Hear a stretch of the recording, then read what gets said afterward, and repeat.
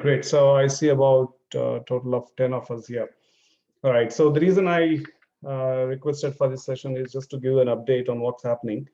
I think almost most of the updates, everybody is clear. It's everything on the Facebook and in our WhatsApp group. So our next target date of 14th January for closing the deal on 30 acres is still on, and we are done with the due diligence and we have to close that land. So one of the delay is on the organization creation and setting up the share model and all that stuff. So I'm still working with the attorney. We had to change an attorney.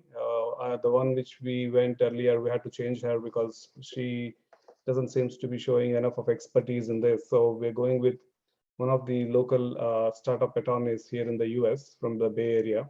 We're working with him, and because of the holidays, I think the things are getting delayed.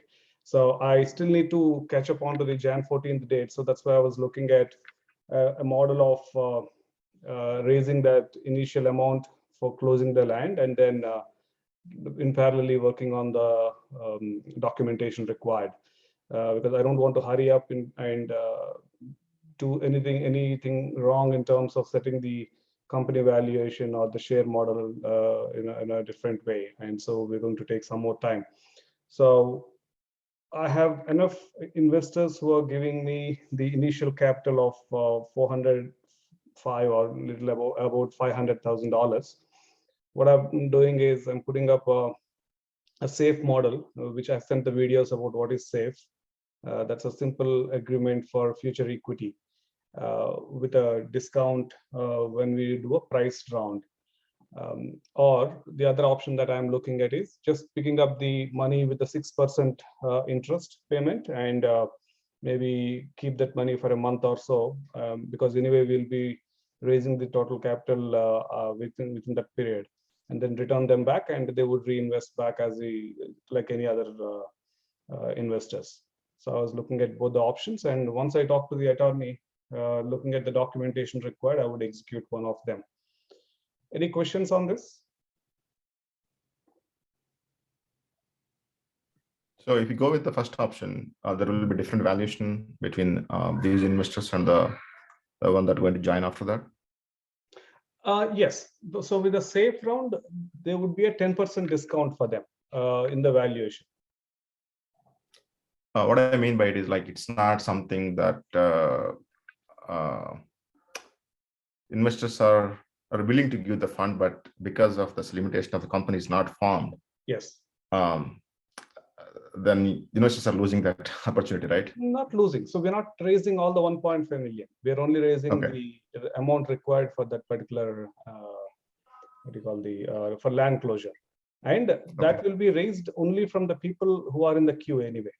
It's not the people out of the queue. Got it. Understand. Okay. Right. Yeah, because I mean, it's like a chicken and egg problem. If the investment model and the valuation is not clear, even investors would not be comfortable in putting the money. So rather than trying to get through some kind of documentation and making it and then really struggling all the way later, I would rather just do this one. But for the people who are coming forward when there is this unclarity in the company and then giving this money, they will definitely have an advantage of that. Yeah, makes sense. Yeah. Are you going to share those in the queue that they are you're taking that 500K from? Yes. So are you finalized those investors? Yeah. So first, this has to be an accredited investor. And on top, within the queue that that have formed, that we will be getting it. So more or less, I'm talking to them. Amounts are also almost finalized, but I'll just confirm on that. Got it. Okay. So that accredited investor, like that is only like applicable for this round, or like future rounds also? The investors. So future rounds, we won't have this problem at all. Okay. Right. So even in this round, if we go for a simple promissory note, we will not have an issue with the accredited investors, but I just want to ensure attorney confirms on that. It's like Okay. one of you are giving me a cash of 100,000 with a promissory note, and Yeah, just makes that sense. we will have the security of the whole land documented, and things will be very clear. Yeah. Right. Yeah. So yeah, again, based on the whole model, every round will have an advantage compared to the next round. So that would not change. That would continue to be our whole model, and the queue in terms of how the people have paid their soft commit would be deciding factor on who would be getting into these rounds. So that's very clear about it. It's just that the initial documentation, there is no shortcut for that. Yeah. Yeah. One more question, actually. Like I gone through that document. It is so complex. Which one? Safe model. If safe is Yeah. complex, you should see any other documentations that are going to come forward. Yeah. Yeah. One thing I was not clear in that one is, like, let's say investor who invested in the first or second round. Yeah. Let's say after like fifth round, sixth round, how would he liquidate his shares? Like, is there any like model that you're going to place? Okay, for the existing investors, they can liquidate 20% in this round or 30% in this round. Yeah. Something like that. But that has nothing to do with safe. Okay. Safe is pre-priced round, right? Okay. The reason anybody would do the safe is because they are not setting the valuation of the company upfront, right? And the moment by the way, safe becomes your share, it converts into your shares the moment there is a price round, which we are expecting by end of January. Right after that, there won't be any safe concept at all. Even let's say you're getting into the safe model, you invested about $100,000 with a safe of 10% discount with no cap, which means we are saying whenever we make a price round, you are getting your 100K against 10% of the valuation of the company. Let me take an example. You paid 100,000. We took a safe with a 10% discount, and we evaluated the company in the next price round, let's say by end of January, at $5 million. So your $100,000 would be against 4.5 million. That's because we said 10% discount. 5 million minus 10% is 500,000, and that's equal to 4.5 million. And your 100,000 would be part of $4.5 million. That's a safe round. The moment you get your shares according to that valuation, your safe documentation is no more valid, because you're getting the shares anyway. Technically, yeah. Right. Yeah. And for the initial round, I'm also putting the percentage of interest, because let's say you went with the safe, and I said the valuation is $10 million, and you didn't like the valuation of the company to be $10 million. According to you, it's $7 million. According to you, it's worth $7 million. Then you will not be able to go forward because you don't like that. That's the reason I'm putting this backup as, if you don't like that, take your 6% and you can back off in that. So that you don't need to continue when you don't like it. Makes sense. Yeah. So, yeah. So once like the investor got the shares, like what I'm trying to understand is there any restrictions that you're trying to put in the company? Like example, let's say the initial, there are 10 investors, accredited investors, they invest 500K. Maybe at the fourth round, fifth round, they all want to sell their shares, which is not good for the company, which means like the investors are not having any confidence in the company. That's how the people think from new investors' perspective, right? Yeah. So are you trying to put any like cap in terms of liquidation? So vesting, or the selling, you will have the number of years where you can't sell this. So from the government perspective, if we are going for a regulatory crowdfunding, there would be a restriction of 1 year. But within the company, we're going to set a restriction saying that if you're entering, have your all background verification and everything's studied right away, but you will have this many years of restriction. That's the number that I'll come back with. Okay, got it. But again, I don't want to have that very hard restriction for a longer period, because I want the people to be there in the company because they feel the growth is good. But if at any point of time, for any reason, if they feel the growth is not good, they should have an option to exit. I mean, otherwise, they staying in the company with not a happy feeling is not going to help any of us. Yeah, I can completely agree. From a fitness perspective, actually a good future, right? Right. At the same time, we also have to think in terms of like, if you're going for next rounds, if existing investors are trying to liquidate, then what is the message that you're going to give to new investors? It could be many reasons. So if the investors are leaving because the progress of the company is not happening, you will have a problem with the further rounds of investment for sure, which means there is something fundamentally wrong, which we need to fix it. So rather than holding them into the company, we have to fix it and then attract them to the company. That's what I would really strive forward for. Got it. Okay. Because in the other way, they will be there because there is no option to leave, but they are not happy about it, which means something fundamentally wrong with the company, but we're not letting them go. That's also a bad thing for the company. Will not do that. I completely agree. So in public traded companies, you definitely will not have you cannot have any restrictions to hold those shares. But especially in private equities, people sometimes they put these restrictions. Right. Yeah. So I may have restrictions for a reason that if there is too much of churn out, let's say within the first 1 year and people are trying to leave, then but our money is already into the business. But anyway, so whenever they're leaving, they can always leave if there is a buyer. There's no way that we will have to pay into this, because that's how the whole model is there. So we will try to make it as open as possible, but then to reduce any kind of churns, we will see what restrictions that are required. And if anybody has any kind of pointers on that, I'm very open on it, because I'm learning this whole thing new. It's just that I may be a little ahead of you because I have been reading about it. I have been working with the attorneys, but I may not be in a situation where I'm the expert in this. So if you have any pointers, yes, please feel free to suggest. Yeah, only one thing that you mentioned here is if they want to sell, you need to have the other buyer, right? The buyer could be existing investor in the company, or the company itself, like raising a new debt and paying off these investors. And third option is like whoever is the new investor that is coming, he can buy existing share. So we have to understand like what is the best for the company and best for investors in these three models, basically. Right. So there has to be scenarios in all the situations. As a company, if we are doing extremely well, we would want to buy the shares because we want to hold more, right? Yeah. Right. So those scenarios we will just offer, but I wouldn't say that to be an option in the initial periods of the company. Okay.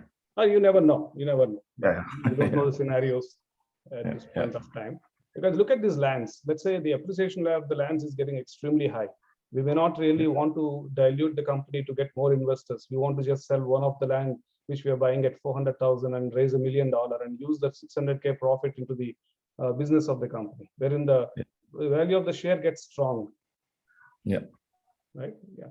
Maybe. Yeah. In those scenarios, we can do many things. Yeah. Right. Yeah. So in terms of secondary sale, I need to find out the logistics, how that's possible in terms of secondary sale of creating a secondary market for the investors to buy and sell within the existing investors or outside the investors. There would always be restrictions on investors first offering the shares within the company, within the investors, existing investors, and then offering outside. I need to really understand from the attorney and take a call on that. And these are all would be mentioned in the term sheets and then the placement memorandums, PPMs. So that will become clear. Sure. Yeah. Any other questions for anybody? Okay, so tomorrow I'm leaving again to Florida. My interest is to be there on the land on day after tomorrow, that is 30th. I've made some contacts with some of the people within that city of Fort Pierce who are staying about 5 minutes away from our place. He's a beekeeper, and I'm trying to get some contacts of the contractors around that, and maybe I'll also see if I can meet somebody in the city. We made some connections or connection requests to USDA agriculture officers there. Interestingly, these people also have written an article on how farmers are getting into non-orange, non-citrus crops, and how sugar apple is going to help them. There is an article on that. So I'm trying to reach out to them to see what kind of options they are suggesting and what studies they have done on sugar apple in that area. So it's interesting to see that, there is some movement other than us also in that within the government circles. And I would just generally make a rounds in that farm. That's the idea. And a couple of people from our investors are coming there. And yeah, so I'll just show them around. Yep, that's the plan for this trip. And yep. Any questions? Actually, one more question. Yeah. Did you finalize that opportunity zone stuff? No. That land is not in that opportunity zone. What I'm also hearing is that we will be able to do some documentation and create it as an opportunity zone. So which means that even after buying, we can work on those documentation. So I have no clue on what's the pros and cons and what's the process involved. I met with somebody in my last trip who has done his land in Sarasota area. I will connect with him and work on that part. Maybe I'll take some of your help to just do some R&D on that. Sure. So only thing that I would advise here is the only purpose of opportunity is to get the tax benefits. Okay. Right. Should we really spend that much time, or like could we spend same amount of time somewhere else to get the different benefits? So we because especially opportunity means we have to maintain a lot of documentation for USAS. That is a and also we have to always check, are we deviating from our primary mission statement? No, so are you confused between opportunity zone and the USCS regional center? Yeah, I think I confused between those two. I think you mentioned, yeah. So no, irrespective of what they are, we would still work on to understand the pros and cons. Yeah. And the business outcome that is involved in that, the return on investment for us, especially in the USCS regional center, if you look at it, if that opens up, that's going to be a large amount of investments. For any company, the amount of investments at a lesser cost is going to be a benefit. Yeah. Take an example. For the existing investors, we have raised about $3 million and then already valuated the company, let's say, at $10 million. Now, we are creating a new round with the USCS regional center model, wherein we are opening up a $5 million investments. Capital raise, and then we are putting our terms and conditions, which are much favorable to the whole company and existing investors. So why not? It all depends on the amount of documentation that is required. So I always see a benefit because a lot of people are getting into that, but it's not easy. It has to be a real business which is providing opportunities and which is paying employment and a lot of things. And if we are into that kind of business, yes, we should definitely get into that. And getting the investments at a lower cost is always interesting. Yeah, makes sense. Do you know any regional center, like by far, like scaled in a level where like it scaled from 1x to 100x? No idea. Last 10 years? No idea. Yeah, we wanted to make sure that that we can able to scale our business. No, but then how is that a factor at all? Let's assume the scenario. Yeah. With or without regional center, we have plans for scaling. Yeah. With regional center, there is no way that plans would change. Regional center accreditation would help us negotiate the investments at a much better price. So right? Because I have little knowledge, not like based on my knowledge. What I'm trying to say here is, with especially regional center, there are some things that we cannot do because of the government regulations. So we want to make sure that that would not limit our scale opportunity. Yes. So the cost of getting the investment should not restrict us in terms of growth of the company. That's very clear. That's going to be one of our primary factor. Because here in the current scenario, looking at the interest that we are seeing, investment, raising the capital will never be a problem. right? Yeah. The moment we buy this first 30 acres and then the 100 acres and then start doing any kind of activity, lots and lots of people would be coming in. I'm already having at least 30, 40 people joining the group, Facebook group, and about close to 6 to 10 people joining our WhatsApp group, and we're getting these soft commits. So that would really quadruple the moment we see an activity on the ground. So far, the activity is only on the internet, right? There is nothing on the ground. But then there is a lot on the ground in terms of our offers. Offers is a big thing. We can as well sell these offers at this point. They cost a lot of money. Right? So the moment the physical asset is bought, the change would be huge. And one of my target is to have a crowdfunding round. If you understand the difference, a crowdfunding round is having the investments at a much lower level where multiple people, a lot of people can join in. So today, with the restriction of $25,000, not a lot of people would join. But tomorrow, if I'm able to get this crowdfunding model, regulatory crowdfunding model, there would be lots of investors would be joining in. What is in it for the existing investors? The money that the dollar that a regulatory crowdfunding smaller investor is getting is going to raise the valuation of the company, and so your existing share itself, right? Yeah. Let's say I may do this in the 4th or 5th round or 3rd round. We don't know. We have to really look at how the paperwork and the attorney advises us on that. There is a cost of regulatory crowdfunding portals. It's a 7% of the investment capital that is raised, which, let's say if I'm raising a $5 million, 7% of it, $350,000 goes to the crowdfunding portals or the people who are making that. But my idea is to collect that 7% from the investor itself and also offer them at a higher company valuation. And this we would do only after maybe $3 million raise, which means that by then we have enough cash in the hand, we have done enough capital, enough development in the company, and we are able to showcase a larger future for the company. That's when people would come in a large volumes. And with 5,000 when they're getting in, it's like they're buying these shares in much retail value. Like all of the people who are started early have bought in the higher, in the wholesale value, which means there should be a higher benefit for all of you guys.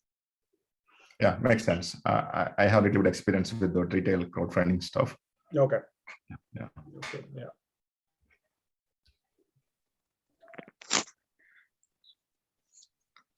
Ujjwal, you have a question? I have two questions. One is in regards to farm and risks in general. I mean, I think the greatest risks are weather, obviously, and other pests and diseases that are unknown in US for us. I'm more worried about the weather than the pests and diseases. So pests, especially in the, sorry, let you complete the question. That's primarily the first question. Like the weather is one of the biggest risks, and one of the problem with the fruits is they are only a window of 1 or 2 months, and if any weather impact, the entire year is lost.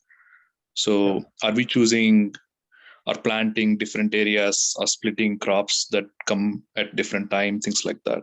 Yeah. Okay. Let me answer the first question. My main concern is more on the weather rather than the diseases, because we have way to handle any kind of disease. It's not that we will be successful. Look at the citrus greening disease. Nobody is able to handle. They're giving up on the citrus greening disease. But with the other fruits, so far, we don't have those issues. And with any kind of thrips and mites, because of the humidity in the Florida weather, we will have to have sprays. I also made it very, very clear that we are not organic, by the way. If anybody has any of these assumptions in mind, we need to get it clear. We are not going to be organic at all. It's going to be very traditional synthetic farming. We will be doing whatever is prescribed by USDA or the federal allowed chemicals that are required. So we will handle the pests with that. That's one. What was the second question? Okay, in terms of diversification. So we are diversifying into multiple crops, guava, sitafal, mango, sapota, so multiple of these crops. So we will have enough of diversity in terms of risks, and at the same time, getting the fruit throughout the year. we still will have a window where there is a dull period. For example, now in the winter across the homestead, that's the place for our reference, you will have very limited fruits, no mangoes. Sapota is available now. Sitafal, it's all done. By November, it was done. There are very less fruits of Sitafal. Mangoes completely out. Very few varieties, which are late varieties, are available. We are having jujube. Don't know how many knows jujube. It's Rega in Telugu. Those things are available now. So winter is a kind of dull period for most of the tropical fruits here. So we will have a larger down periods in terms of revenue, but then our whole idea is that when there is a good season, we will be making money in that. But to your point, yes, we have diversification plans in all of them. By the way, we're getting into moringa pods, mulakada. So that's something we will be getting into. So we will have the variety that we have chosen. We will have 2 crops in a year. Okay. Shashi? Yeah. Is there any plan to take the crop insurance? We want to take it. I mean, as long as somebody gives us, that will be the first one we'll take. But then, sorry? Issue maybe since these are not that much of information for the insurers here about this plant, about these fruits. Right. Who may have some issue, right? Yes. So we will talk to them, and if there is some data that is required, we will give it to them. And if they are convinced, they will give it to us. But even if they are not giving, we'll not stop. That's our strategy for now. Because this is the risk. This is the risk we will take because the profits are higher in this. Also, the existing pomelo farm, it seems to be very young. I mean, the Chinese investors bought it only 10, 12 years ago. So are we planning to keep it utilizing until we are to slowly converting like tens of acres at a time or things like that? Or so yeah, in that farm, there is a 70 acres of pomelo and 28 acres of navel orange and 2 acres of lychee longan. So that's what I'm a little confused there. We're trying to meet up with the owners there. So keeping the 2 acres aside, 28 acres of navel orange is something which we can straight away convert. And pomelo is a good market. These Chinese investors have their own sales companies in New York. We will see what they would offer because what they are interested in having a tie-up to buy the produce directly from us.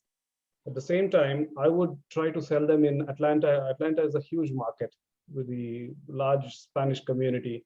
We'll also try to introduce to Indians. So as much as we can avoid a middleman, we will be able to make more profits in that. So we would continue with pomelos of 70 acres. At some point, when we see that we need more land, there are 2 things that we can look into. One is buy more land or take a call to push these trees in every 20-acre patches and then put our trees. So that's one of the decisions we will take. And so with the kind of response that we are seeing, buying more land seems to be a wise decision while continuing with the existing revenue producing growth.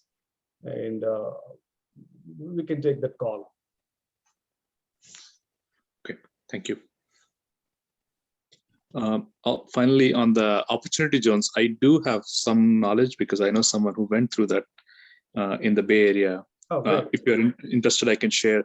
But this is before 2019 changes. But essentially, how it works is there are firms that apply to USCIS or certain areas to be designated. For example, we have a complex in San Jose downtown, which is in the lower income area. And it's from like 1920s. So they are going to demolish and they're going to build some 50% of the units at lower price that are giving back to community like teachers and stuff like that.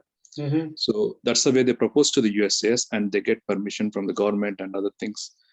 So all this process takes around a year and a half. And then the investors who put the money in early, they have to wait that year and a half for the permission and then 2 years after which they can recover back the money. Essentially, they'll be given a condo in that San Jose downtown unit, and whatever appreciation they get on that is their gain, or if not, that is not their gain. Okay. And that's how they captured back their investor visa. And normally in these projects, 50% will be Chinese investors. Around, I think right now Indians are growing like around 25 to 30%. The rest are usually from rest of the world. So you're talking about the USAS regional center and the investment opportunity, EB5 tie-up. EB5, not the opportunity zone. No, not the opportunity zone. Yeah. Okay. Opportunity is basically a tax advantage that came with the new law, but yeah. That's right. Yeah. So the good thing about those about the USAS one is you have the capital like at 500K to 1 million for 3.5-4 years. Yes. The risk is that the people can get really picky when the USAS permission do not come in on time. They take a long time. Sometimes they're not predictable, and that causes those interesting issues.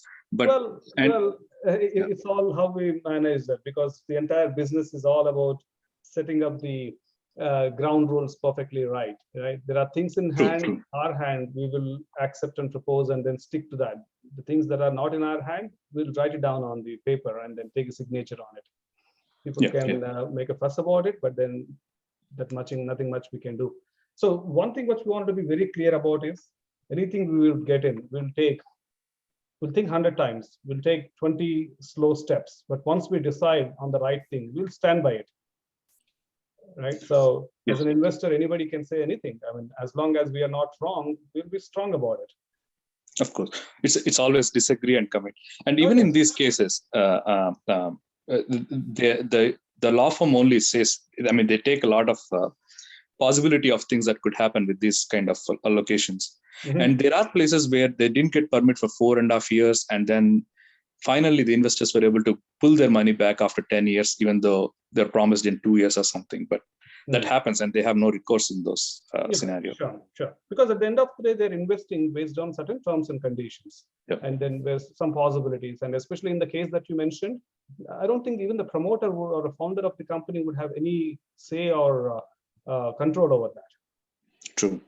Yeah. But if there is any misrepresentations done saying that we will get your investment by this much in this much time, and that's a misrepresentation. So that will always be fought for. True. Yeah.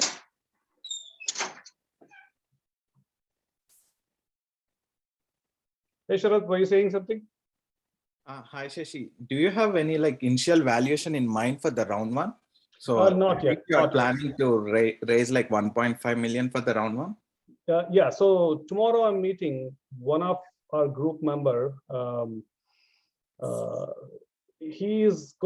going to have a discussion with him on the best ways to evaluate. This gentleman, his name is, just give me a minute. I just met him yesterday. With the phone, I'm meeting in person. Subramanian Gopalan, not sure if he has joined. He's elderly gentleman who have done big positions and then who have evaluated the companies, been a very supportive person. So he's going to give me ideas on how to evaluate. So some things that I'm trying to be careful about is not to evaluate, not to undervalue or overvalue. Undervaluation would hit me as a promoter, wherein as a company, we will do very well, but I will not have anything in that. Overvaluation, I will not be able to attract investors. That's bad. So either cases would be bad. So that's where I would be coming out with the right valuation with the logic, right? Now I have lots and lots of data in what is this company going to be? What is it we're going to grow? What's the possible revenue? What's the possible profits? In 10 years, what's going to happen with all these things? So I'm going to go with him, we'll go to him with this data, and we will come out with the logic on the valuation, and which I will present to everybody, and then we will have the discussion there. Yeah. When do you think you will be having it, like rough estimate of the date, like Jan 15th? No, I think it will be a little later than that. So okay. The Jan 14th date of land closing, we're trying to finish it with the money that we are raising in a different way, either in terms of a loan or in terms of a save. Okay. Right? that's where I'm trying to remove that pressure on getting this entire valuation finished and the logic finished before that. It's not just me finishing the logic. I want to present it and give about a week time along with the term sheet and the PPM for everybody to go back to your attorneys and then get this validated. Have a thought about whether this valuation makes sense, whether you're doing the right thing for investments. So the moment I remove this 14th January deadline and make a arrangement to buy the land, we don't have the compulsion to finish that in time. So we'll have a couple of more weeks, and then we'll all can take a well thought through decisions on what we are getting into. Okay. And is there a set closing date for the 100-acre land, or it's still? This is 14th of February. Okay. I'm trying to extend that a little bit because I'm going to be in India for the month of Jan. I was pushing the owner to come down this week to show me the whole way of handling that particular land and fruits and with some numbers and all that, but they are not in town. So what I told them is I'm back in Feb 4th and 5th is when I'm requesting them, which means that I'm asking them to extend the due diligence period by a week, but then not increasing the closing period by 2 weeks. So we will increase the closing period by a week, and then we will try to close maybe by 3rd week of February. Okay, sounds good. Yeah.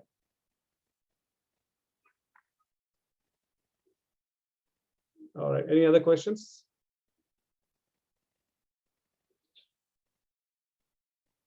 In the overall plan, we didn't have moringa before. I'm bringing in moringa, which we have been doing with the other projects. I'm seeing a higher demand with the pods.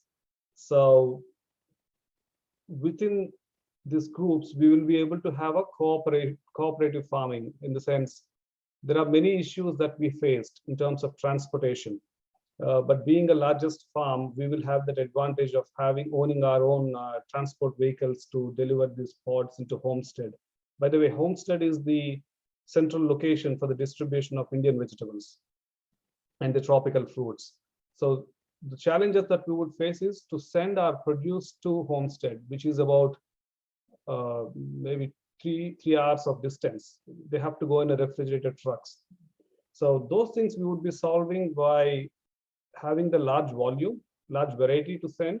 And at the same time, we would be consolidating from the nearby farms at a cost, in the sense we would be charging them any kind of fee. If at all our truck is having a place for one pallet, we'll charge them for that. So with all these things, we're getting into moringa. Moringa pods would start production in 1 year, which means our revenue would start from the year 2 itself, unlike sitafal, which will take 4 years for the revenue to be started. And similarly, we're trying to see many other fruits or vegetables which would give revenue from the beginning itself. If you have any thoughts on any of these fruits or vegetables, feel free to comment and drop note in the Facebook or directly to me. I've also created a poll where people are answering, and I also ask them for suggestions with certain factors in mind. There could be some fruit which you would like, but if growing is tough and getting money is tough, we're not getting into that. We will as well buy it and enjoy them, but then we'll not grow them. So with some of these criteria, we will add more variety into this. And 100 acres limit won't be a limitation, because we have options to buy more and more land. I'm constantly looking for land. One thing I'm realizing is that with the kind of money power that we have, we're getting very good deals. Both the lands which I have, after getting into the contracts, when I looked around, these are the best of the deals that we are seeing. So some of the people are helping me to validate these lands, to look at what are the comparables, how are we faring against the comparables. So far, our decisions have been very good. So we will continue in that model and keep buying more lands. One of the factor or percentage that I'm trying to maintain is 50-50. 50% of the capital goes into the land, 50% capital into the working capital. Right? May not be possible initially, but then I want to stick to that as much as possible. Any questions on that percentage of split? or is it very clear?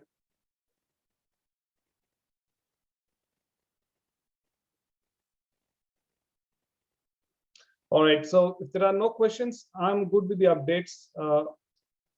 We can close the call. I'm always available anytime. If you have any questions later, feel free to ping me in the WhatsApp, call me directly, or any form of communication is good for me.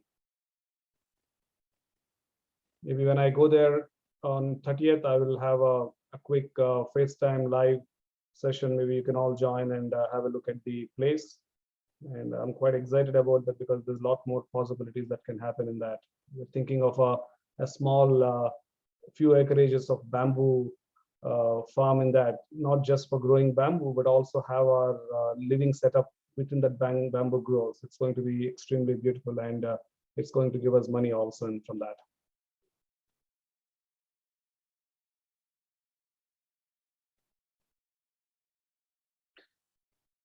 All right, so if you guys don't have any questions, we'll close this call.